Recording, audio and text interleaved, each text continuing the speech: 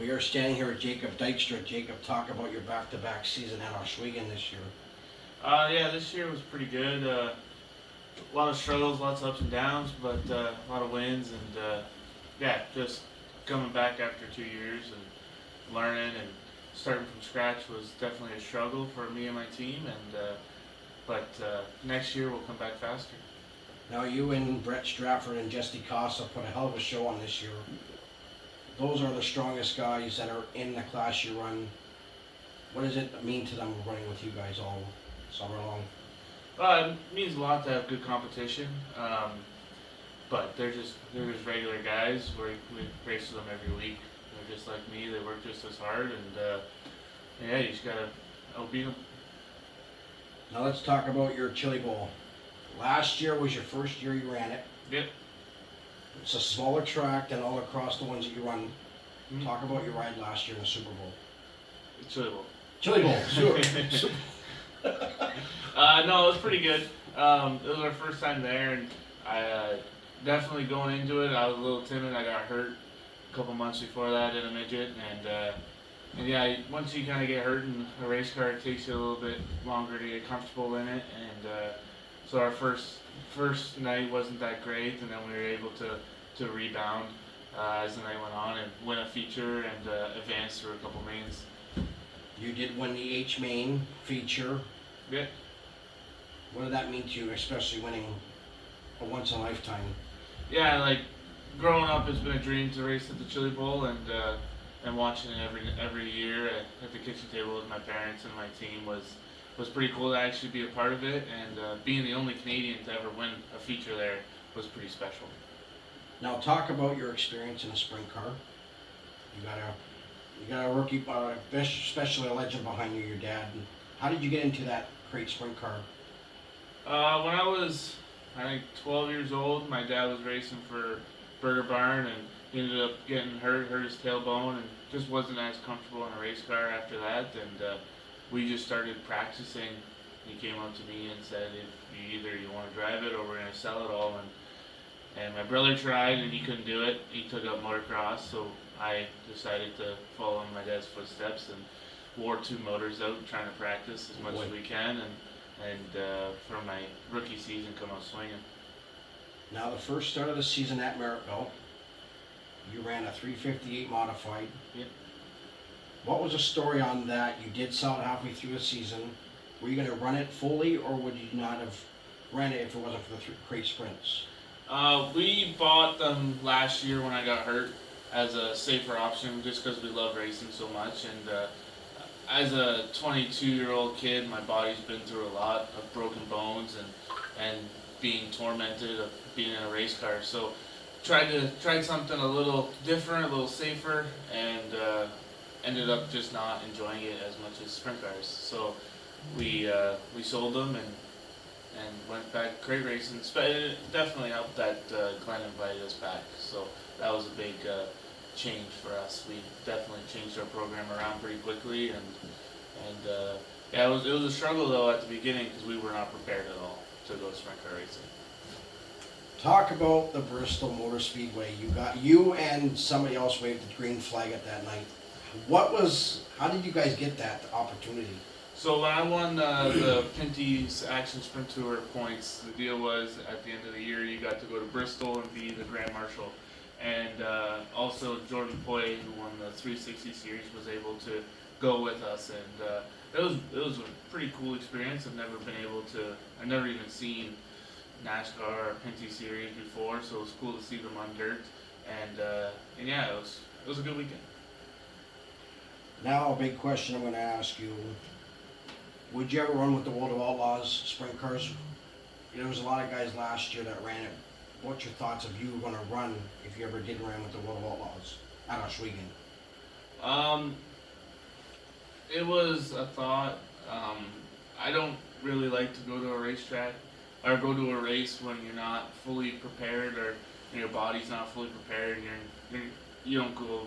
I don't go to the racetrack to just do okay. We go to the racetrack to win or try to win it every night. And yeah, when I was racing 410s, it was fun. It's extremely fun, but they're extremely dangerous. And if you're not racing them every weekend, just a recipe for disaster. You gotta be focused 110%, and sometimes you just can't get a mental mindset to get there. Yeah, I wish I could. I had 410s. We ended up selling them when I got hurt, and I wish I didn't. But that's just the joy of racing. You gotta make tough decisions when you don't want to make them. Now you were at the banquet yesterday in Oswego. You were out of commission for 2 years. You're probably glad to be back after so many years, right? You know, Yeah, it was really unexpected. Like, I know we were fast when we left, and but times have changed. Stuff's gotten better. Stuff's gotten faster, and guys have had 2 years extra of racing to get an extra advantage of setup wise, and for us to come out swinging right off the bat and pick up wins. And opening night win was really good, and yeah, just to carry momentum all through the year was really good. Even though halfway through the season I was in a bad car accident, and that never slowed us down. now talk about Humberstone, your last season before the track closed. You did win the last night. That win must have been meaning a lot with it being the last night before it shut down, but talk about that win, especially on the last final night. Yeah, it means a lot, especially that me, my dad, and my grandfather have all raced there, and we've all won there. My dad's, I correct me if I'm wrong, but I believe my dad won the first ever race at Humberstone, and for us to win the last race was pretty awesome, right? I grew up at Humberstone. I helped out there during co-op and worked there through the summers, just trying to learn the racetrack and walk it and water it, and just to get better at certain racetracks, just to understand how the dirt was there. We were extremely fast there because of that. Now let's talk about your 26 season. What is your plans for that season for next year? You're gonna run full time with the crate? You're gonna go to a 360? What's your goal?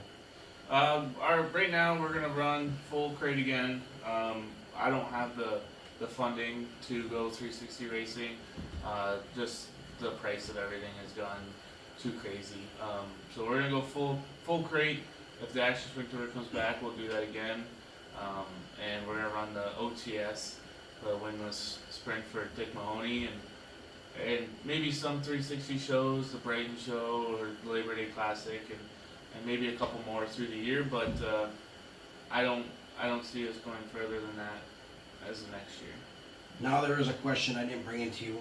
You won a wingless sprint car at Brighton this year. Tell us about the difference without no wings on a car. Well, it was pretty funny actually.